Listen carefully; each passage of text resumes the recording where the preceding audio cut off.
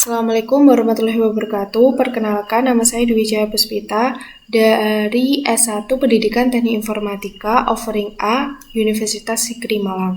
Di sini saya akan menjelaskan mengenai RPP atau Rencana Pelaksanaan Pembelajaran yang telah saya buat. Pada RPP yang pertama ini, kita akan membahas RPP dengan sistem daring atau dalam jaringan. Di sini saya memiliki satuan pendidikan SMK Negeri 1 Blitar, mata pelajaran dasar desain grafis untuk kelas 10 semester ganjil, kemudian materi pokok yang ada dalam RPP adalah gambar vektor dan perangkat lunak pengolah vektor, kemudian dengan alokasi waktu 3 kali 45 menit. Kemudian untuk KD-nya, saya menggunakan KD 3.6 dan 4.6. Untuk 3.6 ini merupakan kompetensi pengetahuan, yaitu menerapkan perangkat lunak pengolahan gambar vektor dengan dua indikator. Yang pertama, memahami dasar gambar vektor, dan yang kedua, menyebutkan berbagai perangkat lunak pengolah gambar vektor. Untuk KD 4.6 ini merupakan kompetensi keterampilan, yaitu menerapkan penggunaan perangkat lunak pengolah gambar vektor dengan dua indikator, melakukan instalasi perangkat lunak pengolah gambar vektor. Yang kedua, mempraktekkan hasil instalasi perangkat lunak dengan membuat gambar vektor sederhana. Selanjutnya merupakan tujuan pembelajaran. Setelah melakukan aktivitas pembelajaran ini, diharapkan peserta didik dapat memahami gambar dasar vektor dengan baik. Yang kedua, peserta didik dapat menyebutkan berbagai perangkat lunak pengolah gambar vektor dengan baik. Yang ketiga, peserta didik dapat melakukan instalasi perangkat lunak pengolah gambar vektor pada komputer atau laptop dengan baik. Dan yang keempat, peserta didik dapat mempraktekkan hasil instalasi perangkat lunak dengan membuat gambar vektor sederhana pada komputer atau laptop dengan baik. Di sini tujuan pembelajaran disesuaikan dengan IPK yang telah kita buat. Kemudian untuk materi pembelajarannya juga sama, ada 4 sesuai dengan IPK. Kemudian pada RPP ini saya menerapkan beberapa model dan metode pembelajaran dalam jaringan. Yang pertama, model pembelajaran, saya menggunakan model discovery learning, yaitu suatu model pembelajaran yang pembelajarannya berorientasi pada peserta didik. Nah, di sini tugas guru hanya sebagai fasilitator saja. Kemudian dalam model ini terdapat 5 fase yang nanti akan dijelaskan pada kegiatan inti. Yang kedua, metode pembelajaran. Menggunakan metode demonstrasi, tanya jawab, diskusi kelompok, dan praktik. Yang terakhir, strategi, menggunakan pendekatan saintifik. Kemudian media dan alat pembelajaran yang digunakan oleh peserta didik maupun guru. Yang pertama, alat pembelajaran berupa laptop, komputer, HP, kemudian aplikasi pengolah gambar vektor. Nah, di sini saya menggunakan aplikasi Adobe Illustrator. Kemudian yang kedua, media pembelajaran, video pembelajaran dari YouTube ataupun dari yang akan diterangkan oleh guru. Kemudian Google Meet, WhatsApp atau Telegram, Google Classroom, dan kemudian Google Form yang bisa digunakan untuk evaluasi. Kemudian sumber belajar, di sini terdapat buku. Buku ini berasal dari sekolah masing-masing, kemudian modul yang akan diberikan dari guru, kemudian dari internet dan YouTube. Sekarang kita akan masuk ke kegiatan pembelajaran. Di sini saya membagi menjadi 2 pertemuan. Yang pertemuan pertama akan membahas tujuan pelajaran 1 dan 2. Nah, di sini terdapat pembagian waktu untuk 2 kali 45 menit melalui Google Meet dan 1 kali 45 menit praktek secara mandiri. Untuk kegiatan pembelajaran ini didahului dengan kegiatan pendahuluan, yaitu yang pertama persiapan. Karena kita menggunakan Google Meet atau daring, maka yang pertama kali guru menyiapkan perangkat dan koneksi untuk memasuki kelas daring. Kemudian peserta didik juga menyiapkan. Kemudian guru memasuki kelas daring dengan mengakses link yang telah tersedia di Google Classroom. Peserta didik juga. Jadi link Google Classroom dan link absen itu sudah tersedia di Google Classroom. Kemudian selanjutnya salam pembuka atau doa. Di sini guru memberikan salam pembuka untuk membuka pembelajaran diikuti oleh peserta didik. Kemudian presensi. Presensi ini guru memanggil nama siswanya satu persatu. Kemudian absepsi. Pada apersepsi ini, guru memberikan ulasan singkat mengenai materi pertemuan sebelumnya dan kaitannya dengan apa yang dipelajari hari ini. Kemudian, guru memberikan gambaran tentang tujuan pembelajaran yang akan dipelajari. Kemudian, peserta didik diharapkan untuk menyimak apa yang disampaikan oleh guru. Kemudian, motivasi. Di sini, tugas guru untuk memberikan motivasi kepada peserta didik untuk meningkatkan semangat dalam belajar. Kemudian, masuk ke kegiatan inti. Sebelumnya, pada kegiatan pendahuluan ini diberikan waktu 10 menit, dengan rincian sebagai berikut. Kemudian, kegiatan inti diberi waktu 70 menit. Karena kita menggunakan discovery learning yang dijelaskan tadi, terdapat 5 fase. Yang pertama, stimulation atau pemberian rangsangan. Nah, di sini guru memberikan pertanyaan yang bersifat eksplorasi yang dapat merangsang pengetahuan yang telah dimiliki peserta didik. Contohnya seperti apa itu gambar vektor, kemudian jenis gambar vektor yang diketahui oleh peserta didik. Kemudian peserta didik di sini diharapkan untuk menjawab pertanyaan yang diberikan oleh guru secara aktif. Yang kedua, fase problem statement atau identifikasi masalah. Di sini guru menyampaikan pembagian kelompok dengan masing-masing 3 orang. Kemudian guru memberikan masalah pada tiap kelompok untuk berdiskusi tentang apa yang kalian ketahui tentang gambar vektor dan contoh penggunaannya dalam kehidupan sehari-hari. Nah, setelah itu peserta didik dibentuk menjadi 3 kelompok beranggotakan masing-masing 3 orang. Kemudian peserta didik menyimak apa yang disampaikan oleh guru. Fase keempat ada data collection atau mengumpulkan data. Di sini guru menayangkan media pembelajaran berupa video tentang gambar vektor. Kemudian guru menginstruksikan kepada peserta didik untuk mencatat poin penting dan poin yang belum dipahami. Kemudian nanti dapat ditanyakan kepada guru. Kemudian setelah penayangan video tersebut, guru mengarahkan kelompok untuk berdiskusi bersama-sama masalah yang telah disampaikan oleh guru yang di atas tadi. Kemudian peserta didik mengamati tayangan media pembelajaran yang disajikan, kemudian mencatat poin-poin pentingnya. Kemudian setelah penayangan itu, peserta didik diharapkan mendiskusikan masalah yang telah disampaikan oleh guru. Kemudian peserta didik mengumpulkan informasi dari tayangan video pembelajaran maupun dari internet. Kemudian fase keempat atau verification atau bahasa Indonesianya pembuktian. Di sini guru membangun satu persatu kelompok untuk mempresentasikan hasil diskusi kelompok.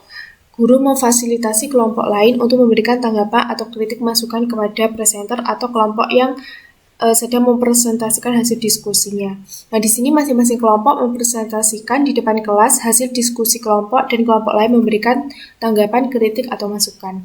Kemudian fase 5. Menarik kesimpulan. Di sini guru mengajak peserta didik untuk menyimpulkan hasil diskusi kelompok-kelompok yang sudah dipresentasikan, kemudian peserta didik menyimak apa yang disampaikan oleh guru. Yang terakhir adalah penutup. Di sini diberikan waktu 10 menit. Pada penutup, guru melakukan refleksi, yaitu guru memberikan kesempatan peserta didik untuk bertanya terkait materi yang belum dipahami. Kemudian untuk peserta didik yang terdapat materi yang belum dipahami bisa ditanyakan langsung kepada guru. Kemudian tindak lanjut. Di sini guru menyampaikan materi yang akan dipelajari pertemuan selanjutnya dan guru mengajak peserta didik mengaktifkan kamera kemudian di-screenshot sebagai dokumentasi kelas. Dan yang terakhir doa dan salam. Guru menunjukkan ketua kelas untuk memimpin doa, kemudian guru menutup pembelajaran dengan salam. Selanjutnya pertemuan 2. Di sini untuk membahas tujuan pembelajaran 3 dan 4. Akumulasi waktunya juga sama, 2 kali 45 menit untuk Google Meet dan 1 kali 45 menit untuk praktik mandiri. Di sini kegiatan pendahuluannya sama seperti pertemuan 1. Kita skip saja. Kemudian untuk kegiatan intinya fase-fasenya juga sama, tetapi dalam fasenya itu berbeda. Pada fase 1 stimulation ini guru mengemukakan pertanyaan yang bersifat eksplorasi pengetahuan yang telah dimiliki oleh peserta didik berdasarkan pengalaman seperti perangkat lunak pengolahan vektor apa yang pernah dilakukan oleh peserta didik. Kemudian diharapkan peserta didik menjawab pertanyaan ini dengan aktif. Kemudian fase yang kedua, problem statement atau indikasi masalah. Di sini guru menjelaskan tentang mini proyek yang harus dikerjakan oleh peserta didik. Kemudian guru mengajak peserta didik untuk membuat kesepakatan bersama dalam menyelesaikan mini proyek yang akan diberikan. Kemudian guru memberikan modul yang berisi materi vektor, instalasi vektor, dan tugas. Fase ketiga adalah data collection atau mengumpulkan data. Nah, pada fase ini peserta didik ditampilkan sebuah video pembelajaran tentang perangkat lunak, kemudian peserta didik diharapkan untuk mencatat poin penting dan materi yang belum dipahami agar nanti bisa ditanyakan kepada guru. Yang keempat adalah fase verification atau pembuktian. Di sini guru menampilkan atau menjelaskan secara singkat tampilan perangkat lunak Adobe Illustrator. Kemudian peserta didik melakukan instalasi perangkat lunak pengolahan gambar vektor Adobe Illustrator. Nah, di sini jika peserta didik belum selesai pada jam itu, bisa diteruskan pada jam di luar atau di luar jam pembelajaran, sesuai dengan estimasi waktu yang telah ditentukan di awal. Kemudian pada fase 5 adalah generation atau menarik kesimpulan. Di sini guru memberikan kesimpulan tentang materi yang telah disampaikan tadi dan peserta didik diharapkan untuk menyimak penjelasan guru. Kemudian penutupnya juga sama, seperti dengan pertemuan yang pertama, berisi refleksi, tanya jawab untuk peserta didik yang belum memahami materi. Kemudian tindak lanjut, menyampaikan materi akan dipelajari selanjutnya, dan mengaktifkan kamera, kemudian di screenshot untuk dokumentasi kelas. Dan kemudian kelas akan ditutup dengan doa dan salam. Untuk penilaian hasil akhir pembelajaran atau evaluasi, saya menggunakan 3 macam. Yang pertama, ranah kompetensi sikap. Di sini menggunakan teknik observasi, yaitu pengamatan menggunakan lembar observasi. Yang kedua, pengetahuan, menggunakan 2 teknik tes tulis dan penugasan. Kemudian ranah kompetensi keterampilan, di sini menggunakan teknik praktikum dengan membuat laporan pengerjaan individu. Untuk tes tulis, penugasan, praktikum itu semua linknya dan tempat pengumpulannya sudah terdapat di Google Classroom yang disediakan. Kemudian untuk rencana tindak lanjutnya, terdapat remedial dan penganiayaan. Remedial ini digunakan jika peserta didik belum mencapai capaian KD dan IPK. Ini bisa digunakan dengan cara metode tutor sebaya atau tugas jadi guru. Kemudian pengayaan di sini ada 2. Untuk peserta didik yang mencapai nilai KKM 70-90 akan diberikan pengetahuan tambahan sesuai dengan materi dalam cakupan KD. Kemudian untuk yang peserta didik yang nilainya itu lebih dari 90, maka akan diberikan tambahan materi sesuai dengan KD tapi yang lebih mendalam.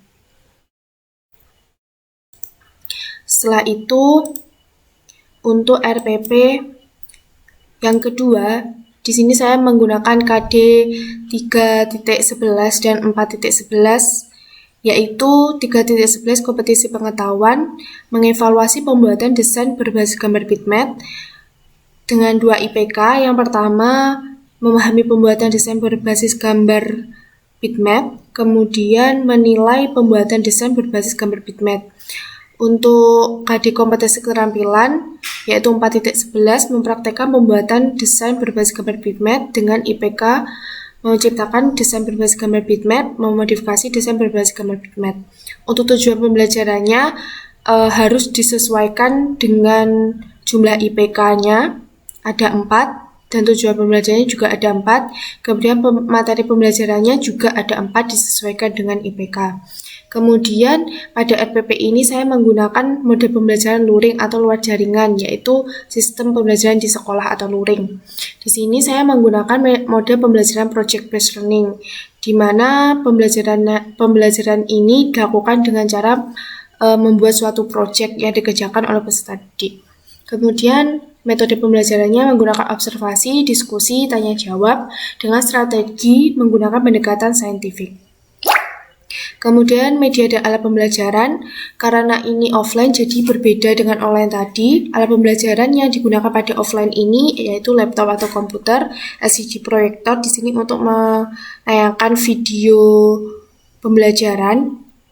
Kemudian aplikasi pengolah gambar bitmap. Nah, di sini saya menggunakan Adobe Photoshop. Kemudian media pembelajarannya sama, video pembelajaran, YouTube dan WhatsApp. Kemudian sumber belajarnya bisa dari buku yang diberikan oleh sekolah dari internet, YouTube, maupun modul yang diberikan oleh guru.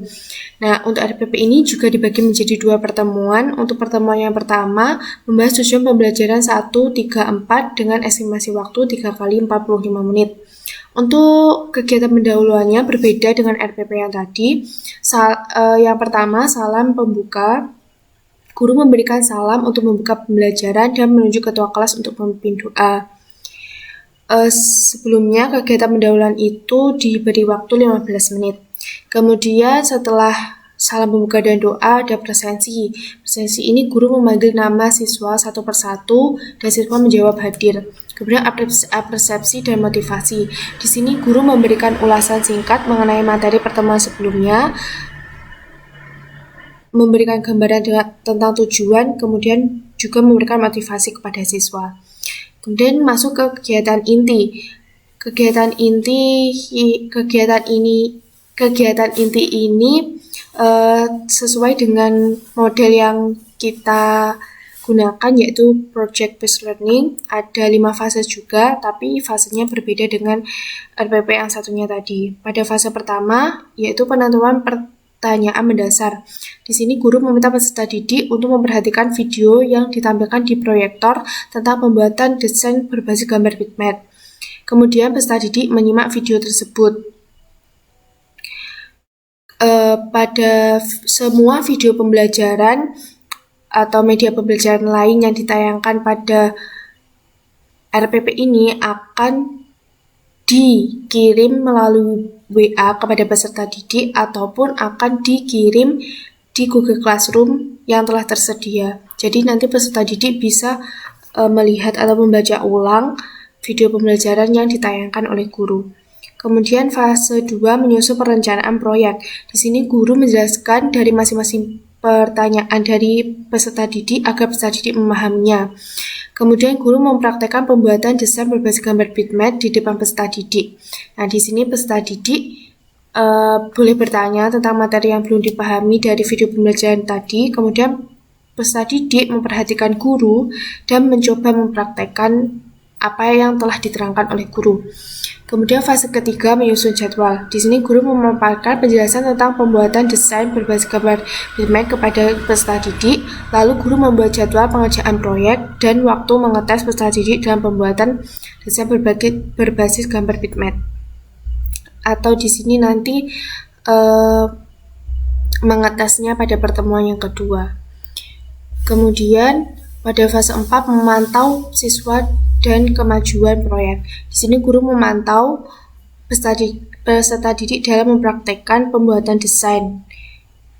Kemudian jika peserta didik ada yang kesulitan atau bertanya, guru membantu mengatasi kesulitan peserta didik tersebut. Kemudian fase 5 penilaian hasil dan mengevaluasi pengalaman. Di sini guru mengingatkan pengerjaan tugas. Dan untuk peserta didik yang belum selesai melakukan kegiatan desain dapat melanjutkannya di rumah. Kemudian penutupnya juga intinya sama, terdapat refleksi, kemudian program tindak lanjut, dan diakhiri dengan doa dan salam.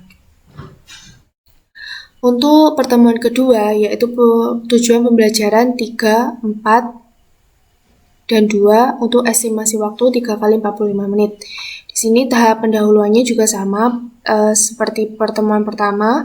Kemudian untuk kegiatan inti fase-fasenya juga sama karena menggunakan model yang sama juga, tapi tahap-tahapan yang harus dikerjakan itu berbeda. Pada fase pertama, penentuan pertanyaan mendasar pada pertemuan 2 ini, guru menanyakan beberapa pertanyaan mengenai pertemuan sebelumnya untuk memancing ingatan peserta didik. Kemudian guru menanyakan dan menjawab mengenai kesulitan tugas. Nah, di sini peserta didik diharapkan aktif menjawab pertanyaan dari guru. Kemudian fase kedua menyusun perencanaan proyek. Di sini guru mengarahkan peserta didik untuk membesarkan presentasi tugas. Nah, di sini peserta didik dapat mempersiapkan hal-hal atau alat yang digunakan untuk mempresentasikan tugas. Kemudian guru menyampaikan urutan presentasi, tugas peserta didik, dan aturan-aturan dalam presentasi. Pada fase ketiga menyusun jadwal, guru menampilkan satu persatu peserta didik, memanggil satu persatu peserta didik untuk maju dan mempresentasikan hasil tugasnya. Fase keempat adalah memantau siswa dan kemajuan proyek. Di sini guru memanggil peserta didik untuk maju menyimpulkan, menilai, mengubah, dan memodifikasi desain berbasis gambar bitmap. Kemudian guru mempersilakan peserta didik lain untuk menilai dengan memberi kritik dan saran terkait tugas teman sejawat. Kemudian guru memperhatikan peserta didik dan menyimpulkan, menilai, mengubah, dan memodifikasi desain berbasis gambar bitmap atau raster dan mengarahkan jika ada peserta yang belum tahu. Untuk fase kelima, yaitu fase terakhir, adalah penilaian hasil dan mengevaluasi pengalaman. Di sini tugas guru selain mengamati juga menguji hasil dari peserta didik dan menilai.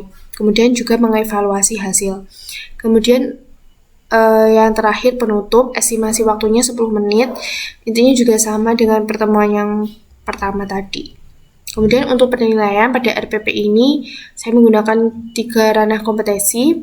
Yang pertama sikap dengan teknik observasi, kedua pengetahuan dengan teknik tes tulis saja, kemudian ranah kompetensi atau keterampilan di sini dengan teknik praktikum, laporan pengerjaan individu. Nah, di sini juga sama, pengumpulan tugasnya bisa menggunakan WhatsApp atau Google Classroom yang telah disediakan. Kemudian rencana tindak lanjutnya juga sama seperti RPP yang pertama tadi. Berikut saya akan memberikan contoh salah satu penerapan dari RPP yang pertama, yaitu dengan KD 3.6 dan 4.6 yang dilakukan dengan pembelajaran daring dengan media Google Classroom. Nah, di sini bisa dilihat dibagi menjadi 2 pertemuan, ya. Pertemuan pertama yang membahas mengenai gambar vektor dan contoh implementasinya pada kehidupan sehari-hari dan membuat kelompok masing-masing 3 orang. Kemudian untuk pertemuan kedua di sini dilakukan secara sinkronus, yaitu melalui Google Meet. Pertemuan 1 dan 2 sama-sama dilakukan dengan Google Meet. Dan pada pertemuan 2 ini berdiskusi tentang instalasi software pengolah gambar vektor dan pembuatan gambar vektor sederhana. Kemudian pada Google Classroom ini sudah disediakan juga link absensi yang berupa Google Form dan link Meet berupa Google Meet di sini. Nanti siswa bisa langsung mengakses. Kemudian tidak lupa di sini juga diberikan jadwal hari dan Senin mata pelajaran tersebut. Kemudian masuk ke tugas kelas pada pertemuan pertama. Di sini terdapat PPT dan media pembelajaran berupa video. Saya akan menanyakan secara singkat media pembelajaran tentang video berupa video.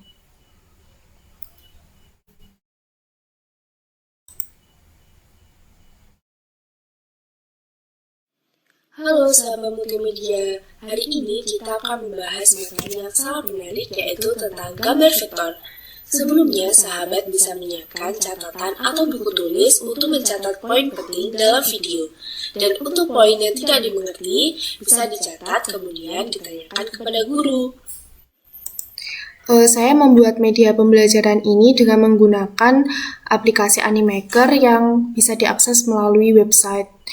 Kemudian kenapa saya memilih video pembelajaran ini? Agar siswa yang saya ajar nantinya itu tidak akan bosan, karena kebanyakan media pembelajaran dari matkul atau guru-guru lain itu berupa PPT yang berupa teks yang membosankan. Nah, ini saya membuat metode lain selain berupa gambar juga berupa penjelasan berupa audio visual sehingga peserta didik bisa menangkap materi tersebut dengan baik. Gambar vektor merupakan sebuah gambar yang dihasilkan 4 file dalam vektor. Yang pertama, CDPA, gambar zoom dan sebagainya. Merupakan jenis file yang dipakai adalah EPS, yaitu format file yang paling populer untuk menyimpan gambar vektor, walaupun format EPS juga dapat. Biasanya berupa manusia, namun bagian kepalanya dibuat lebih besar daripada tubuhnya. Pada media ini saya juga memberikan gambar-gambar contoh yang bisa menambah pemahaman dari peserta didik. Kemudian juga terdapat animasi-animasi bergerak yang membuat tidak bosan. Berikut contoh-contohnya. Edit, AutoCAD. Nah, di sini juga terdapat video tentang bagaimana cara instalasi Adobe Illustrator sesuai dengan KD. Jadi media pembelajaran ini yang saya buat ini telah sesuai dengan IPK, tujuan pembelajaran dan materi pembelajaran yang tertuang pada RPP. Yang pertama-tama itu matikan antivirusnya. Pada media pembelajaran ini juga saya berikan instruksi-instruksi khusus seperti instruksi untuk mencatat poin-poin penting, untuk mencatat poin yang belum dipahami agar siswa itu tidak lupa. Begitu. Kemudian di sini tadi di RPP kan diberikan tugas untuk diskusi dengan teman kelompok beranggotakan 3 orang. Nah, pengumpulannya bisa dilakukan di Google Classroom ini dengan keterangan yang sudah diberikan jelas di sini, keterangan mengenai pengumpulan tugas. Kemudian untuk pertemuan 2, di sini saya membuat video pembelajaran juga.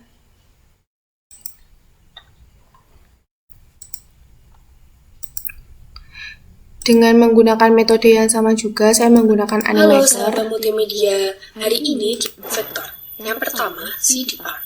Gambar yang familiar untuk mendukung sistem operasi macOS. Dan materi yang disediakan di media pembelajaran ini juga sesuai dengan KD IPK yang ada di RPP.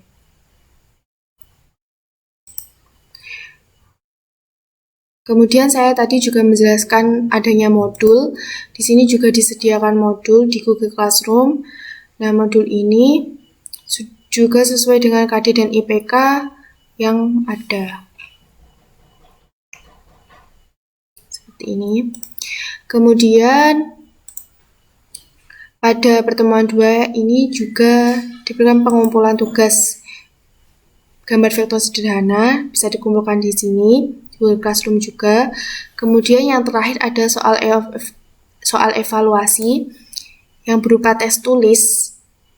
Ini bisa diakses melalui Google Form seperti ini.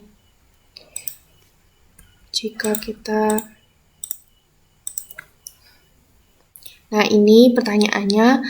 Di sini saya hanya menggunakan 5 soal saja contohnya dan bisa dikirim. Selanjutnya saya akan menayangkan media pembelajaran untuk KD 3.11 dan 4.11.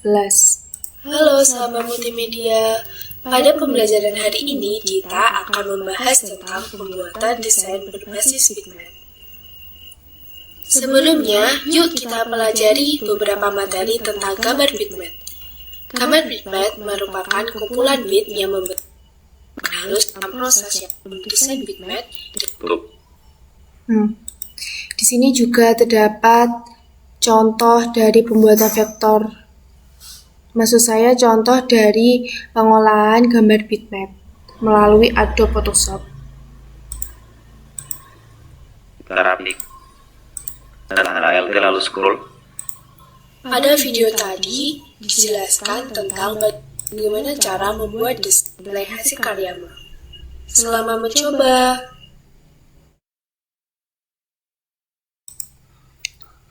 Intinya pada tugas kali ini saya memberikan 2 RPP yang berbeda. Yang pertama, RPP dengan sistem daring menggunakan model pembelajaran Discovery Learning dan RPP pada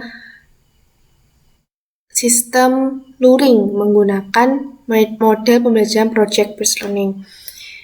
Kemudian untuk media pembelajarannya, semuanya saya menggunakan video pembelajaran berupa animasi yang saya buat menggunakan aplikasi Animaker.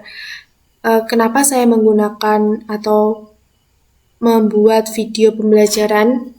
Karena menurut saya dengan video itu siswa lebih bisa memahami karena selain terdapat teks juga gambar-gambar bergerak yang menarik bagi siswa.